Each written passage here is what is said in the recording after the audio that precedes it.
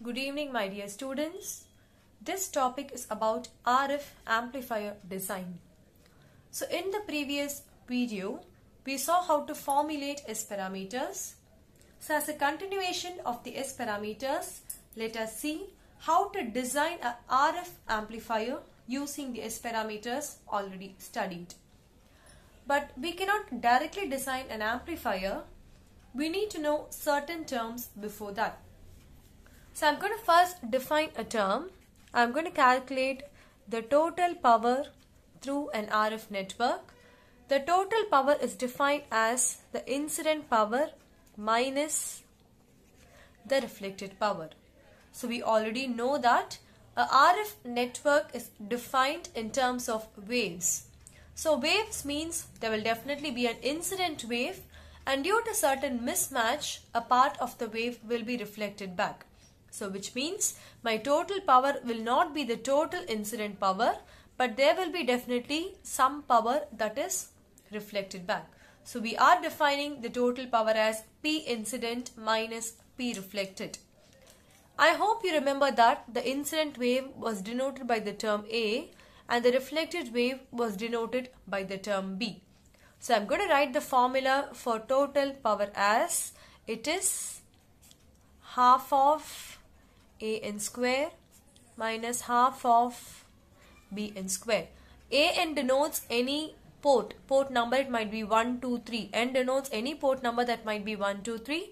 Similarly, BN denotes any reflected wave at any port number 1, 2, 3. So N might be any port number such as 1, 2, 3, etc. And half of AN square is the average power will not be directly the total incident power or the total reflected power. Always the average power P average will be half of the total power. So we define P total as half of AN square minus half of BN square. If I write it for port 1, I will be writing P total 1 as half of A1 square minus half of B1 square. So if we take this half commonly outside, this becomes A1 square minus B1 square. This is at port 1. So if we write in general for any nth port, the total power is defined as 1 by 2 into AN square minus BN square. This is the formula to calculate the total power through an RF network.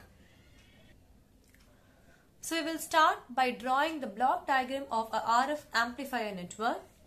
So as we have already drawn in units 1, 2 and 3, any network will successfully transfer the maximum power only if the input and the output are perfectly matched. So to draw the block diagram, I am going to have an amplifier in between.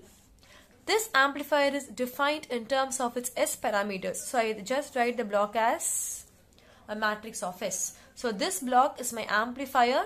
So for this amplifier, I need to give an input source. I need to have an output load. So next I am going to draw a block here. This is going to be my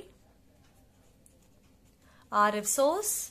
Next let us draw an output load here where the power has to be delivered. So we have an amplifier in between. The amplifier source is going to be an RF source. That signal will be amplified and given to my required load. But is this circuit efficient or is this block efficient? It is not, because when we design high frequency transmission lines, we can never ensure that the power perfectly reaches your load. I definitely need to insert some matching networks in between so that my source and load are matched in nature. And only under perfect matching, we will say that the maximum power gets transferred. So in between these two, I am going to insert an input matching network. And here I am going to insert an output matching network. So this is the block diagram of the amplifier design. This block represents the required amplifier. This is powered using an RF source. We give the required amplified signal to the load. But maximum power can be transferred only when the two networks are matched to each other. So to achieve matching, we insert the input matching network and an output matching network. Now we will define the terms in this block diagram. So this part totally constitutes the source, this part totally constitutes the load, and to power the amplifier we just give a DC bias. Bias means a required voltage, so this is what it is going to power up the amplifier. Now we will define the terms or parameters used in this amplifier. There are actually 6 parameters. The 6 parameters are the incident power, the load power, tau S, tau in, tau L and tau out. So we need to define all these 6 parameters in the above block diagram.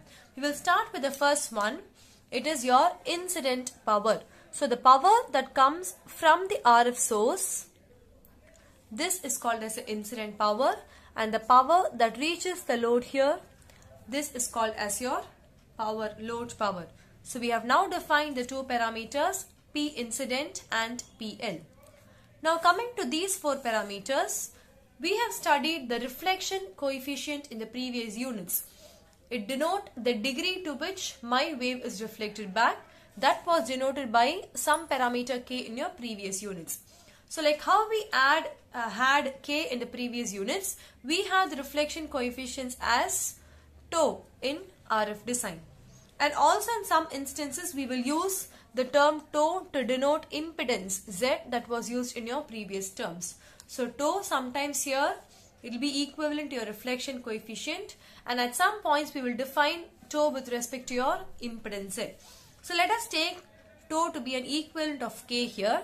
So there are 4 tau values. It is tau S, tau in, tau L and tau out. So tau in is the input reflection coefficient to the amplifier, and tau out is the output reflection coefficient of your amplifier. So these 2 parameters are defined. The balance 2 are source and the load. So this is your source part. From here this is your load part. So looking from here, what is the reflection that is obtained? This is your source reflection coefficient, and looking from here, what is the reflection that is obtained? That is your load reflection coefficient tau L. So you've also defined the 2 parameters tau S and tau L now. So I hope you are clear with the block diagram that we are drawn. So on properly drawing the block diagram, this is what we end at.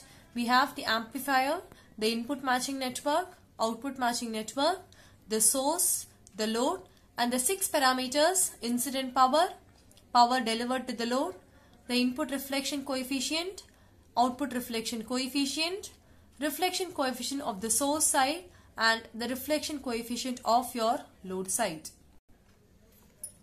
Now let us continue with the block diagram. We will draw a simplified version of the RF amplifier network. So once again I represent the amplifier with this block here. Fine? Is it clear? Yes. Now here we had a RF source, here we had a RF load, some load. So the RF source, it is going to contain a voltage source Vs and impedance Zs. And similarly at the load side, I am going to have a impedance ZL. So we will connect this to the amplifier. We will connect the source and the required load. Now if you see this amplifier block, can we call this to be a 2-port network? It has 1 port at the input side, 1 port at the output side. So which means this is a 2-port network. Now what are the parameters of the 2-port network? It is A1, A2, B1 and B2. So A1 and A2 denote your incident waves, and B1 and B2 denote your reflected waves. Now from the RF source, we have an incident wave A1. So when I give a wave A1, when I give any signal A1, that will be amplified, and this might reach the output as B2. Now again we might have some reflections here. So this is again an incident wave, so we call this to be A2. This will reach your amplifier side, and let this wave be named as B1. I hope you are clear with the terminologies. A1 is the incident wave that is given from your RF source. this will pass through the amplifier and reach there. So when it reaches, it is not an incident wave, it is a reflected wave. So we call it to be B2 since this is port 2. Now after reaching the load, there might be some reflection. So this is again an incident wave to the amplifier. So we name it as A2. And this will reach the other end. It is again a reflection, or it travels through the amplifier and reaches here. So we name this as B1 since this is port 1. So this constitutes one set of parameters in the amplifier design. Right. Now this is with respect to the amplifier part. Now defining parameters with respect to source and load, we have 4 more parameters. We are going to name it as A1 dash, A2 dash, B1 dash and B2 dash. Now if you see here, to the load, this is an incoming wave. So port 2 means I am going to name the incoming wave as A2 dash. Now this is an outgoing wave which is reflected. So this I'll name it as B2 dash. So here the incoming wave, it is an incoming wave to the load. So the incident wave is named as A2. Now this wave comes out of the load. So it is a reflected wave. So now we name it as B2 dash. Now come to this side. Here this is an incoming wave. So we name this as A1 dash. And this goes to the source. It gets reflected. So we name this as B1 dash. I hope the terminologies are clear. So we have 4 terminologies, A1, A2, B1 and B2, that represent the waves at the input and output of the amplifier. And A1 dash, A2 dash, B1 dash and B1 dash represent 4 terms with respect to the source and the load. And once again naming the reflection coefficients. Here this is tau in for the input of amplifier. Here it is tau out at the output of amplifier. And looking from this side, this is the source reflection coefficient.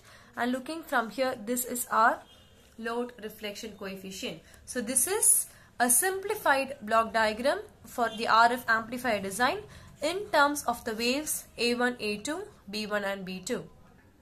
So this is the simplified amplifier block diagram that we have drawn in terms of the incident and reflected waves A1, A2, B1, B2 and A1 dash, A2 dash, B1 dash and B2 dash. The next step is to draw a signal flow graph for this block diagram. The use of signal flow graph is, it simplifies the analysis when we design a RF amplifier. So for this block diagram, now let us start drawing a signal flow graph. So let us now draw the signal flow graph. So the signal flow graph just depicts the direction of the wave flow and what signals are present. Now let Bs be the signal that is coming out of the source. Now if you see here, we have at this point the outgoing signal is named as B1 dash. At this point I have A1. At this point we have B2. At this point we have the wave A2 dash. Similarly here we have, this one is from the load, it is B2 dash. This point it is A2. This point this is B1, and finally at the source the parameter is A1 dash. So these are the various wave components that are present in our basic block diagram. Now we have studied 4 S parameters, S11, S12, S21 and S22. What is S11? B1 by A1 is defined as S11. So this one, the parameter B1 by A1 represents S11. So this term is over. Now what is S22? It is B2 by A2. So B2 by A2, the parameter is S22. Next, what is B2 by A1? B2 by A1 is the parameter S21. So this is over. And B1 by A2, the parameter is S12. So the 4 S parameters are over now. They are S11, S21, S22 and S12. But we have 4 more terminologies at the source and the load. So the B1 dash by A1 dash, this is termed as your input reflection, the source reflection coefficient to S, and B2 dash by A2 dash is named as your load reflection coefficient to L. So in addition to the 4 parameters S11, S21, S22 and S12, we have two more parameters that define the reflection coefficients, where tau s represents reflection at the source side and tau l represents reflection at the load side. So I hope you're clear in drawing the block diagram and the signal flow graph for the amplifier design. Our next step is to start deriving one main parameter in the amplifier design, which is called as the transducer power gain. So a transducer is any device that converts an electrical signal from one form to another form. So here we are going to give a normal signal, a signal of less magnitude, and we are going to obtain an amplified signal, and the input signal is going to be an RF source. The amplification function is the same, but when you talk about RF terms, the amplifier defined in terms of S parameters, and the source is also of a very high frequency. So our derivation is going to be about the transducer power gain, which means how much efficiently my amplifier is going to perform the amplification process and transfer the maximum power to our load. That is our derivation given in the syllabus, which is the transducer power gain. So let us start this derivation in our next video. Thank you.